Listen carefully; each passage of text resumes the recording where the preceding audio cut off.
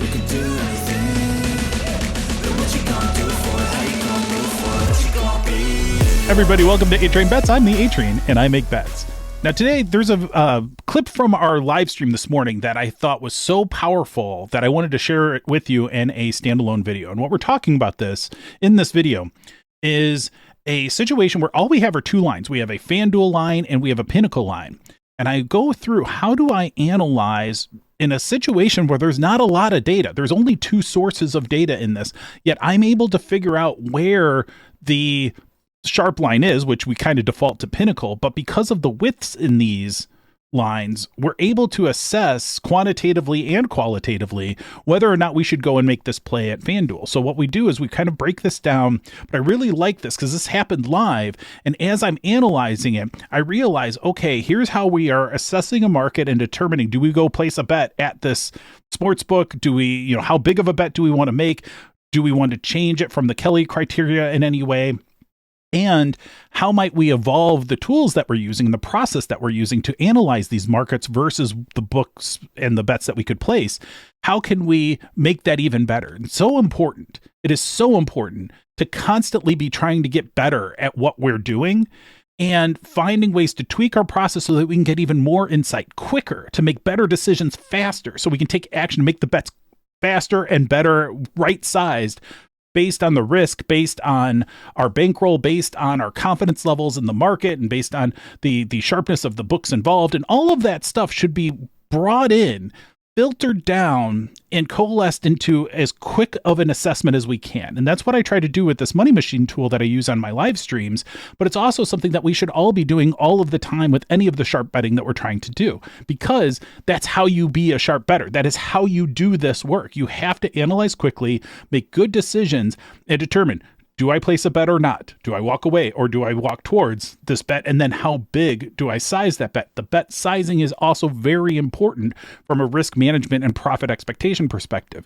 It helps us control our variance. It helps us control how are we managing our own portfolios of risk as we're making these sports bets. It's really important to realize we are basically traders. We are just like financial traders. We're wearing baseball caps and t-shirts, not suits and ties, but it's more fun, but it's still a serious business. We are risking real money on these bets, and we have a positive expected return, but we have to constantly be working to improve what we do. So this is a good example of working through it, thinking through it, and even talking about some of the things that I want to do and I'm thinking about to make the money machine spreadsheet that I'm using even better. And really, the money machine is just derived from the calculators that you'll find on OddsJam or elsewhere. These are not new science. These are just like calculators that you use to quantify sports bets and understand markets and understand risk and all of that stuff. I just try to put it into a spreadsheet where it becomes that much faster to bring it all together. And that's what I'm constantly trying to involve. So if you like the money machine approach, you can certainly look into getting that through my Patreon page. But you can also build this kind of thing for yourself, which is what I'd recommend. If you can understand it at a level where you can build it, now you're talking, right? So check out this video, understand what's going on, and just recognize this is advanced stuff. This should not be the first of my videos that you watch, but hopefully you'll find some value in it and it'll teach you something and it'll help you improve your process. That's why we're here. Check it out. Let's do a quick refresh and see if we can't track down. I need a good one, man. I need a good 3%er. This is probably not it, but I'll run the numbers just because I never know. Minus 177, 172, minus 177, and 156. With the 21, love it. It's over 3%. It's Pinnacle with a width of 21 against FanDuel, which, you know what I also want to do? Let's go place this and I'll tell you what I also want to do. Let's go place this so we can end the show, because then I'll tell you one more idea I have for the money machine. It's a simple one, though. Arnoldi and Shapovalov. Yeah, that's right. Total sets. Do we have any other total sets bets today? I don't think we have. There were a couple that were close, but we didn't end up placing them. So 116 on that. Nice plus 172, but 3% EV. And, Bet Rivers is down for maintenance. Well, that explains why their lines were different. They're probably not feeding lines right now. So that explains that. So, yeah, thanks for the heads up on that one. Thank you, Thomas. All right, so on 172, so this is something that, these are little tweaks that I want to be making to the money machine when I can focus more on it. So if we go back up here, what I wanted to have, what I think we should have on the book as well, or even on the particular book, like if we wanted to go in here on that last bet and say, you know, I just want to see what our best odds width is, because that gives us a sense of what is the market telling us on either end, like how much of a spread is there on that. Like in this case, our best odds would have a width of 5, right?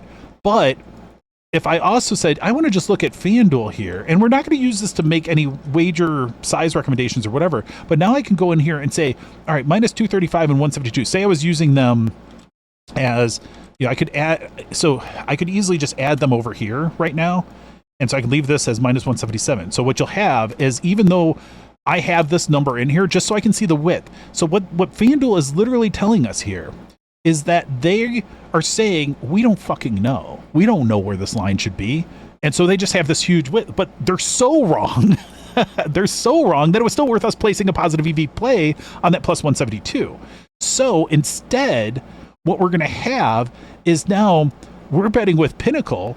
We're weighting them a 1. This one would just have as a reference. But what I would like is to be able to have a width calculation just for the books on our best odds. So I'll add that in onto the screen, because I think it's a nice little reference point just to get a gauge of, okay, how much is this market spread really at? Because you actually want the less width you have, the closer to an arbitrage you are, which means it's like a factor. So it's no longer width at that point. It's actually a factor of confidence in, is there a positive EV play to be made?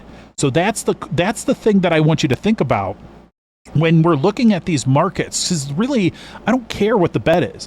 I'm looking at the market and the confidence in the market with where are the data coming from? How am I assessing that against the bet I could be making, or the bet that pops up in the money machine?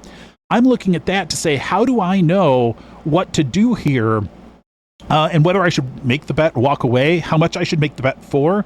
We're going to get more sophistication on that money machine to help us drive that. But in the meantime, you could still be looking at these things and saying, yeah, just based when I only have 2 lines on the market, I can assess, hey, FanDuel is literally telling us we don't know what the line should be here. And we're taking a stab at it, but they were so wrong on that plus 172 that we were able to see Pinnacle who's like, yeah, we got this covered on a width of 21.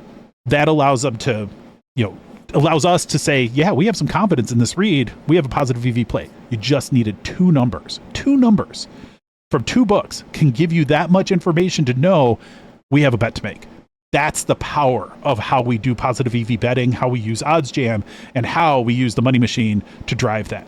And I definitely am turning that one into a video. So everybody, welcome back. Hopefully you found some value in that clip from this morning. I'm sorry about the sound quality. I was running my air conditioner because it's too damn hot today. So I turned it off for this, but yeah, sorry about the sound quality on that. But hopefully it's worth the lessons, and hopefully get some wheels turning for yourself of how do you improve your own process? How do you become a sharper sports bettor and get a little bit better each day? Constantly think about things. Don't make crazy, wild changes to your process that could actually hurt you, but constantly think about, how do I make myself just a little bit sharper? How do you sharpen that blade just a little bit more every day as you find new opportunities? And I thought this was a great one to look at. Just 2 books. You look at and assess 2 books, and you can get to a point where you're making a relatively confident positive EV play. That's what we should all be striving for, looking at circumstances, finding it out. If you enjoy that content, check out my live streams. I'm live streaming all the time, twice a day, most of the time during the week, at least once a day on the weekends, it seems. And so we try to live stream when I'm placing bets, which is a lot. When I'm placing bets, I'm live streaming. And so that's where I try to walk you through that. So if you find this interesting, check out the live streams, keep watching the other videos, keep learning for yourself. If you like that content, please like and subscribe, support my efforts. Certainly check out the Patreon for the money machine, but most of all, have fun. Keep getting better and go make some money. Thanks, everybody. Have a good one. What you gonna do?